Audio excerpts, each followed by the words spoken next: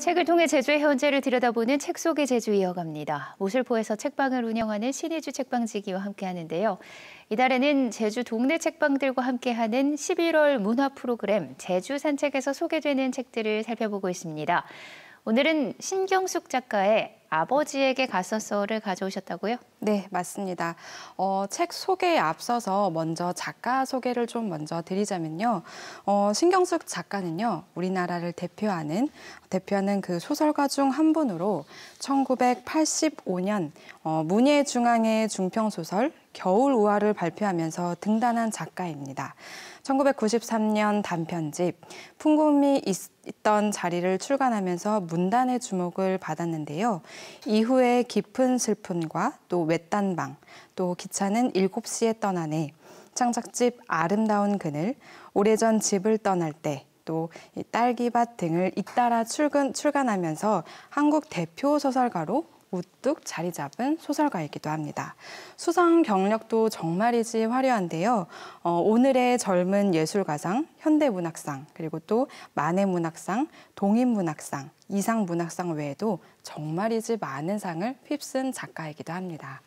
네, 신경숙 작가를 국민작가 반열에 오르게 한 작품이 있습니다. 엄마를 부탁해 쓴 작가 맞죠? 네, 맞습니다. 이 엄마를 부탁해라는 그 책은요, 2007년 겨울부터 또 2008년 여름까지 창작과 비평지에 연재되었던 이야기를 한 권의 묶음으로 낸 책이라고 볼 수 있는데요. 늘 우리 곁에서 당연하게 존재하는 것으로 여겨왔던 이 엄마라는 존재에 대해서 한 인간으로서 다시금 생각해 볼 수 있었던 그런 책이었죠. 당시 국내의 그 뜨거운 반응에 힘입어서 미국과 유럽 등 41개국으로 번역이 되어서 출간이 되었고요. 아주 큰 호평을 받기도 했습니다. 네, 엄마를 부탁해 엄마를 향한 가슴 절절한 이야기로 정통 가족 서사 명작으로 꼽혔습니다. 책 표지를 보니까 내용이 참 슬펐던 기억이 나는데 오늘 가져오신 아버지에게 갔었어도 맥락을 잇고 있나요? 네, 맞습니다.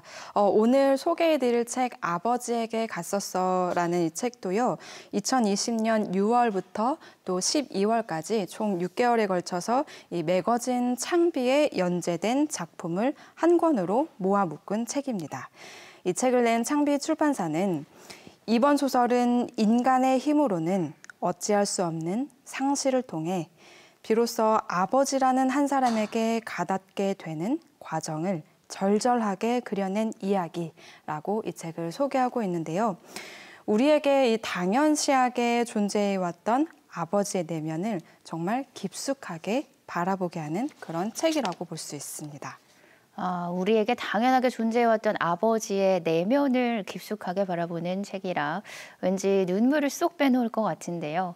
줄거리를 좀 들어볼까요? 네, 소설은 이 주인공이요. 엄마가 이제 입원을 하게 되니까 집에 홀로 남게 된 이 아버지를 보러 가기 위해서 5년 만에 기차에 오르면서 이야기가 시작됩니다. 아버지를 회상하면서 그곳에서 생생하게 펼쳐지는 이 소설 속 묘사가 시공간을 가로지르기도 하는데요. 책은 그렇게 딸이 바라보는 아버지의 삶 속으로 안내하기 시작합니다. 아버지는 난리떼라고 불리우는 한국 전쟁의 트라우마로 고통받으면서도 끊임없이 주변인들에게 공을 갚고자 하는 인물로 묘사되는데요. 모두가 가난했던 시절, 젊은 날에 당신의 새끼들인 우리가 음식을 먹는 걸 보면 무서웠지만 그것이 도리어 살아갈 힘이 되었다고 말하는 인물로 과거 과부장적이고 또 권위적인 면모를 드러내는 그런 아버지상보다는요, 조금은 허름하고 내세울 것은 없지만 본인의 신념으로 인생을 살아가는 한 인간의 모습으로 그려져 있습니다. 여러 가지 에피소드를 통해서 굴곡지던 근현대사를 그대로 살아냈던 어떤 개인의 미시사를 잘 들여다보기도 하고요. 또 이제는 다 커버린 딸이 아버지가 그간 살아내면서 느꼈던 그런 일련의 감정들을 고스란히 느끼는 것을 보면서 이 부모의 나이 듦을 지켜보는 어떤 딸의 내면이 조금 더 성숙해지고 또 인생을 성찰하는 그런 모습을 엿볼 수 있는 소설이기도 합니다. 네, 한국 전쟁을 겪은 한 가장의 미시사, 아버지와 딸의 관계, 딸의 성장 등등 해설 포인트가 참 많습니다. 여러 가지 에피소드로 내용을 전개해 간다고 하셨는데 하나 소개해 주시죠. 네, 우선 이 8, 90년대에 이 한국에서는요, 많은 젊은이들이 멀리 중동으로 건너가서 이주 노동 생활을 해왔던 그런 이력이 있었는데요. 아버지의 맏아들이자 그리고 또 주인공의 큰오빠 역시 중동으로 건너가서 일을 하기 시작합니다. 전화기가 이제 대중화되지 않았던 그 시절에 아버지와 아들은 편지로 서로에게 안부를 전해지곤 했었는데요. 이 부분을 책 속의 문장으로 조금 추려서 읽어드리려고 합니다. 먼저 맏아들 승엽이가 아버지에게 쓴 편지입니다. 아버지, 이 세상 어딘가에 리비아라는 나라가 있고 거기 트리폴리라는 도시로 내 아들이 여행을 간 것이다. 여행을 마치면 돌아온다. 이렇게 여기시면 어떨는지요? 제가 서울에 없다고 해서 달라지는 것은 아무것도 없습니다. 제가 바라는 것은 제가 없더라도 부모님이 마음 편하게 지내시는 겁니다. 이곳은 먼 곳이지만 당분간 이곳이 제 자리라고 생각합니다.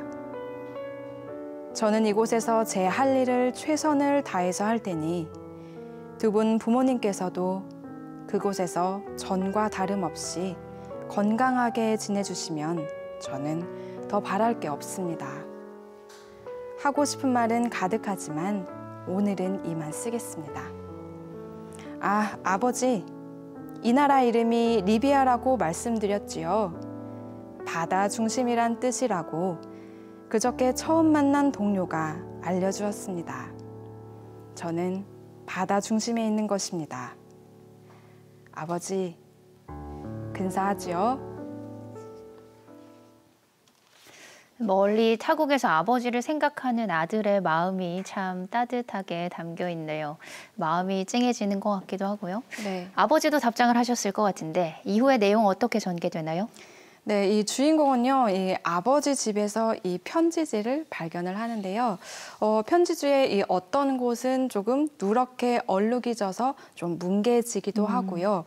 또 어떤 곳은 이 사인펜 자국이 조금 번져 있는 걸 보고서 이 아버지가 이 편지를 받고 눈물을 흘렸다는 사실을 알게 되고 정말 무척이나 마음 아파합니다. 그리고는 아버지가 이 답장을 보냈던 그런 편지들을 발견하는데요. 소설의 내용으로 읽어드릴게요. 승엽이 보거라. 몸은 건강하냐.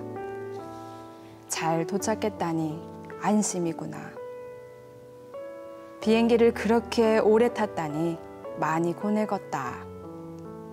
여기 걱정은 말아라. 네 어머니도 잘 있고 나도 잘 있다. 너에게 답장을 쓰려고 이 편찰지를 사려고 오늘 읍내 문방구에 처음 가봤다. 한 번도 이런 걸 사보지 않아서 어떤 거를 사야 할지 몰라 네가 나에게 쓴 거와 똑같은 거로 샀다. 아버지가 소리나는 대로 쓴 글씨와 마주치자 굵은 빛 속에 서 있는 기분이 들었다. 아버지는 오빠와 같은 색깔의 사인펜을 사고 오빠가 사용한 것과 같은 편지지를 골라 오빠처럼 편지지 2칸을 잡아 소리나는 대로 한 줄씩 글씨를 써내려갔다. 너는 언제나 근사했다. 나는 아버지가 되어서 너의 힘이 돼주지는 못하고 네 어깨만 무겁게 했지만은 너는 언제나 근사했다. 집에 혼자 남아서 애들 기르고 헌이랑 셋째까지 데리고 있는 네 처 생각하면 미안한 마음뿐이다. 성품이 온화한 사람인 줄 이미 알았지만은 고마운 일이다. 멀리서도 공경하고 성실하고 상령이 되어라. 나는 더 바랄 것이 없다. 소리 나는 대로 받아 쓴 편지를 본 아들의 마음이 어땠을까요? 올바른 표기로 쓴 편지보다 더 진심이 담긴 것 같아서 제가 이런 편지를 받았다면 눈물이 왈칵 쏟아졌을 것 같습니다. 입으로는 전하지 못해도 편지로는 전할 수 있는 진실이라는 게 있으니까요. 아버지의 애틋한 사랑이 느껴집니다. 네, 사실 이 편지 부분은요, 책으로 읽으면 더 가슴 아프게 와닿기도 하는 부분이기도 합니다. 이 멀리 타국 땅에서 가족들을 먹여 살리려는 이 또 한 명의 아버지인 큰오빠와 또 그리고 이 그 아들을 바라보는 이 아버지의 애틋함이 정말 가슴 시리게 와닿는 부분이었는데요. 소설은 이렇게 가부장적인 아버지가 아니라 일상에서 늘 자식들을 생각하는 우리네 아버지 모습을 아주 솔직하고 또 담백하게 담아냈습니다. 특히 6.25 전쟁이나 4.19 혁명, 또 미국산 쇠고기 수입으로 인해서 솥값이 많이 폭락했던 80년대 소몰이 시위, 그리고 또 지금 편지로 소개했던 중동 이주 노동까지 아주 빠르게 변화하고 있는 이 한국의 현대사를 온몸으로 겪은 이 개인의 이야기가 결코 우리네 아버지와 정말 다르지 않다는 걸 좀 느끼게 되면서 묘한 동질감이 좀 들기도 하더라고요.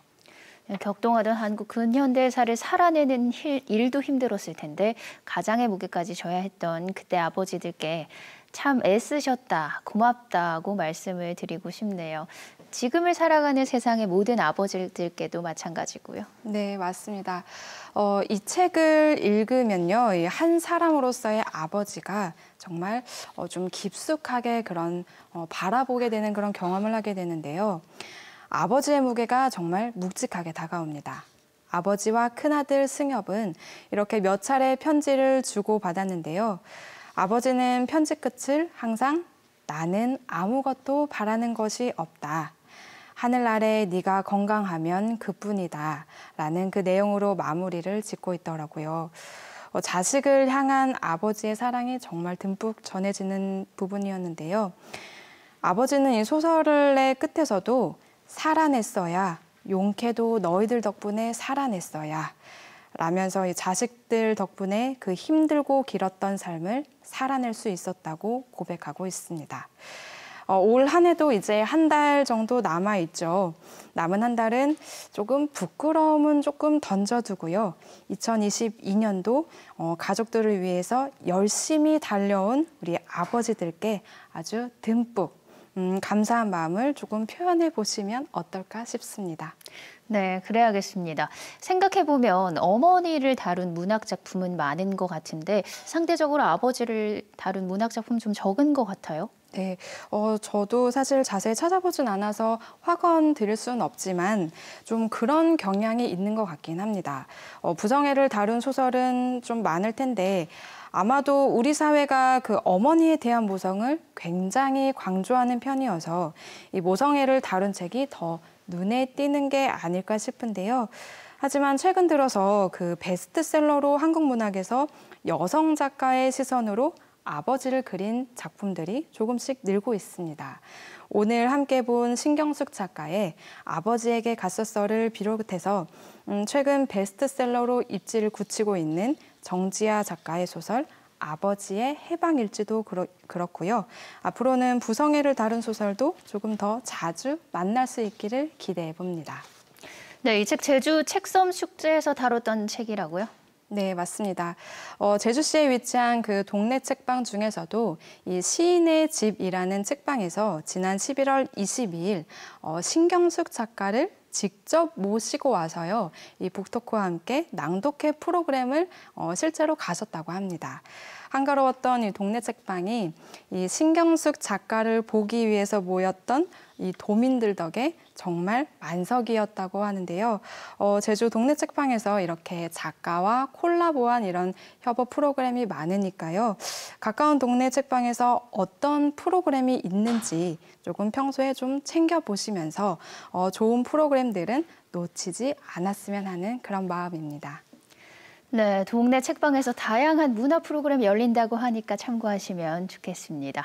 오늘 말씀은 여기까지 듣겠습니다. 고맙습니다. 감사합니다.